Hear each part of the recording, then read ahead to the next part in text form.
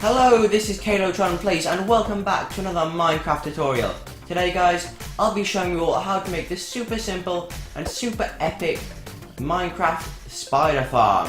So if you like the sound of that, please make sure to drop a like on the video, and if you really do enjoy them, please make sure to subscribe and check out some of my other videos as well. But anyway, let's get on with this one. So, right here, this is the farm. It's super simple, and let me just show you how it works. So, on the inside here, we have a bunch of spider spawning platforms. Now, because of the space in between these two platforms, it means you have the perfect gap for spiders to be spawning here. So, like, nothing else can spawn in here, only spiders. And so, they get pushed off the edge by this water. They go down to the bottom, and they're killed off by some magma blocks at the bottom. So, that's how it works. And at the top here, you can see we just have a little clock running to actually tell the dispensers to either turn their water off or turn it back on again. So that's all that's for. So let me show you how you can make it. So all you want to do is start off by placing a chest. This will be where it outputs, and we're going to want to have 3 hoppers running directly into this. So 1, 2, 3. And on the side, you want one running into each on each side. So 1, 2, 3 for the right side, and then 1, 2, 3 for the left side. Now on top of this, we're going to be building a little section for the magma blocks to go, and to make this collection system work properly, we are going to be shoving mine carts with hoppers inside of those blocks. So to do that, you're going to want to fill in the blocks on top of here, then place in 9 powered rails, and they have to look exactly like this. Then place in minecart with hoppers on the front line and on the back line. Next, you're going to want to break the blocks right here and break the blocks underneath the minecarts with hoppers. Then you're going to want to do the same thing right on the front here. Then cover it back up again. Now I'm going to want to put some more minecarts with hoppers on here in the center and break away these 3 blocks. The next step, we're going to want to take 9 magma blocks and put them over the minecarts with hoppers, just like this. Then we're going to want to build up a little bit here, and right here we're going to have some pistons facing down, and what these are going to do is push the magma blocks into the minecarts with hoppers. So we're going to want to place those there and put something in between them and the magma blocks, so that they can actually be pushed down. So I'm going to put a redstone block here, and a redstone block here, and one more in the center, or just wherever it works. So there we go. We have all of our pistons being pushed down. So now we can destroy all of these, and we are left with our magma blocks with minecart hoppers inside. Now the next step is we're going to make a diamond shape. So each from the center here, well actually from this spring here, we want each tip to go out by 8 blocks. 1, 2, 3, 4, 5, 6, 7, 8. And then instead of just being a nice tip at the end, we're going to have each end be 3 blocks along, and then they're going to connect up diagonally, like kind of like this. So let me just show you one other side. So 1, 2, 3, 4, 5, 6, 7, 8. And then we're going to have them connecting up like this diagonally, so we could just go along like this, and they will connect in 1 second. So yeah, we're going to have them connecting like this, and then we're going to want to fill in the entire area just like this until it's just blocks here. And by the way, these can be any blocks. I just choose to use diamond ones purely because they look like it's easy to see the differences between them, so you can see how to make this without me needing to show you. So here's how it looks now, and once you copy this design on all 4 corners, it should look a little something like this. So now we have our collection platform at the bottom, and what we're going to want to do is go 1 block up and out for each of these blocks, and just make a second little row around like this. Now on top of here, we're going to be placing the water for the to actually collect all the spiders into one little area at the bottom. And so, yeah. If we did this on the layer below, we would just have some infinite water sources forming. And so we need to do it down here, just so that doesn't happen, and so that all of the water actually flows nice and smoothly into the position we're looking for. So you can just go around doing this ring, and then after that we're going to want to have a similar ring just like this by going one up and one out again, and that will be the bottom of our wall. And we also need to build it before we place it in the water, just because otherwise, you know, the water will spill out and it won't direct the spiders into the center here. It will direct them just anywhere really. So yeah, now we've got the ring done, let me just show you what it would look like after we've got in the second ring for the wall. So it would look something a little like this. So now that we've got this done, we have this little wall here.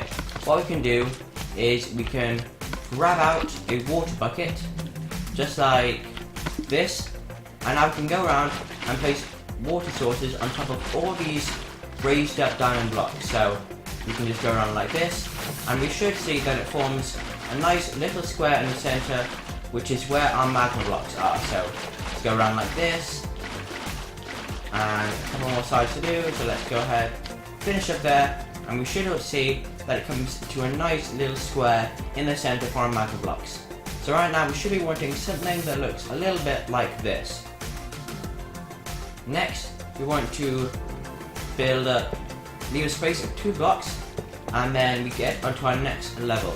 So in here, we want to make a diamond shape, where from the center here we go out 7. So 1, that's the center, 1, 2, 3, 4, 5, 6, 7.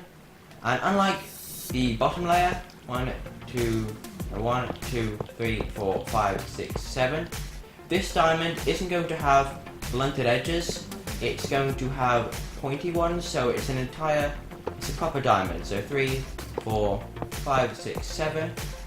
Yep, so we're going to do these 4 points, 1, 2, 3, 4, 5, 6, 7. And now you just want to create the diagonal shape like this, and this is so that when we put a water source on top, it'll push to the very extent of these blocks, and so then it'll actually make the shape we want.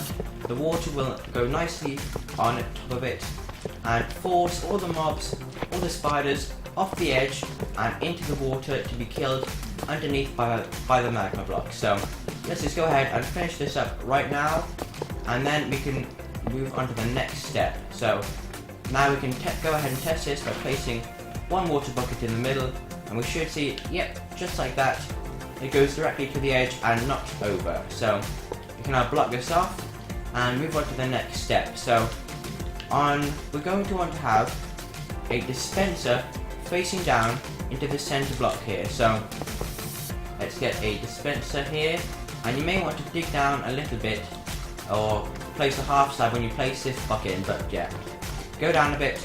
We want our dispenser facing down into the floor. Now on top of this, we're going to want our observer facing into the ceiling, and we should see its little face right here.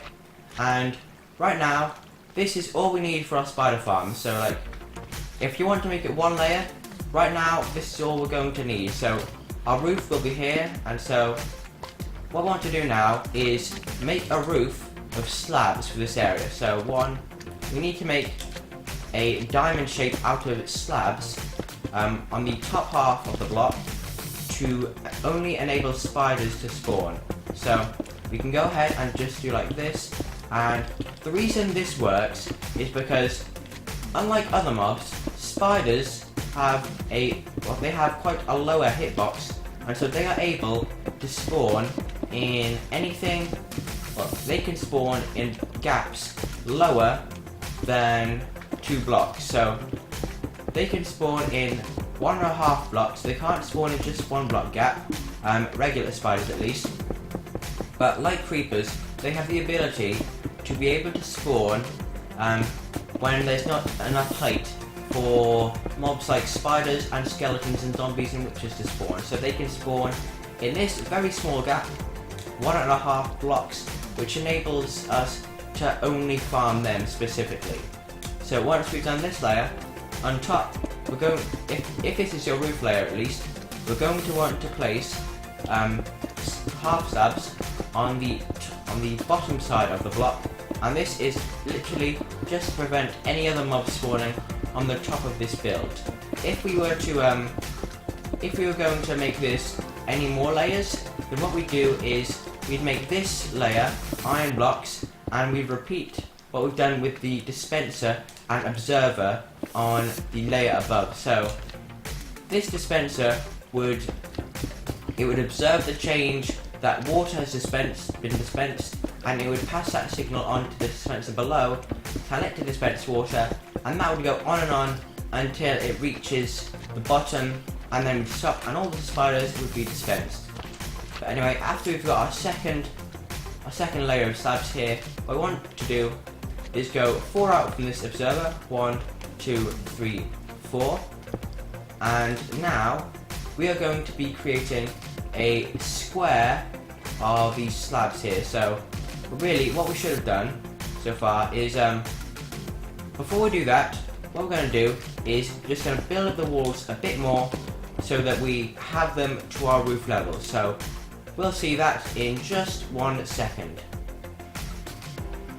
So now that we have our wall built up, our next step is to finish off the roof right here. So we have to fill in the rest of the roof with this bottom of the block half slabs.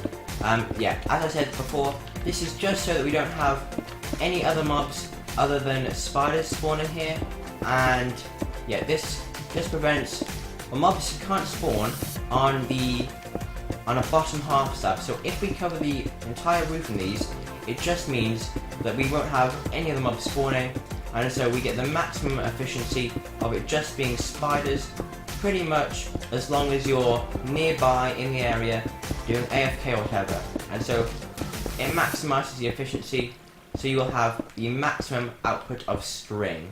And yes, so let's just finish up this roof, and then we can move on to the next phase.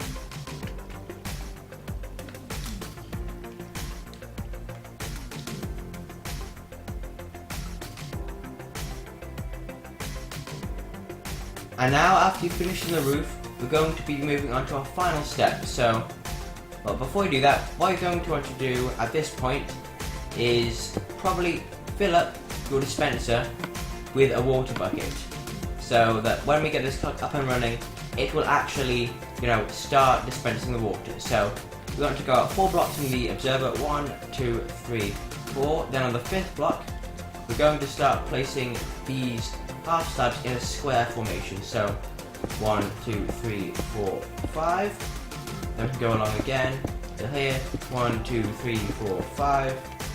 Then we go 1, 2, 3, 4, 5. 1, 2, 3, 4, 5. And we can complete the square just like this.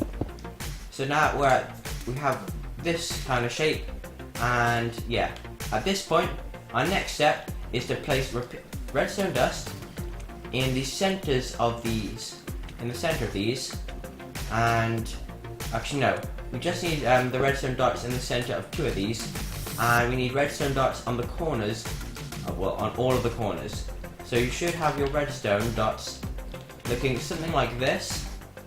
Then after that, we're going to want to place in 3 slabs on this side, and 2 on this side. Then we're going to want to have a piston on top of this block, piston on top of this block, and a half slab or any type of block just right there. The next phase is adding in more redstone dust here with a repeater facing into the piston, with the same happening on this side. And now all you're going to want to do is place in repeaters set to 4 ticks. So all these are going to be set to 4 ticks, just to cause the maximum delay we can in this limited area.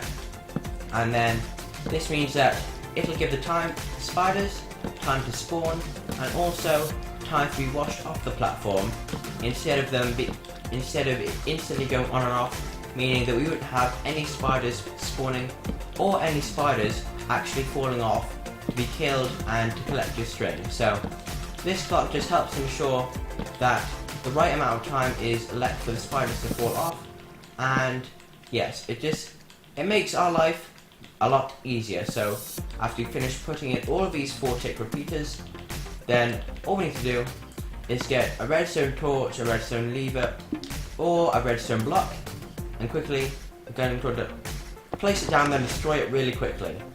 Now we have a redstone pulse firing through the circuit, and this will just periodically move the slab, meaning that if we look in here, we should see that periodically the water turns on and off, and we now have a fully functioning spider farm. So guys, thank you for watching this video. If you did enjoy seeing how to make this pretty epic farm, then please make sure to leave a like, also subscribe, leave a nice comment if you like. But thanks for watching guys, this has been Calotron Plays.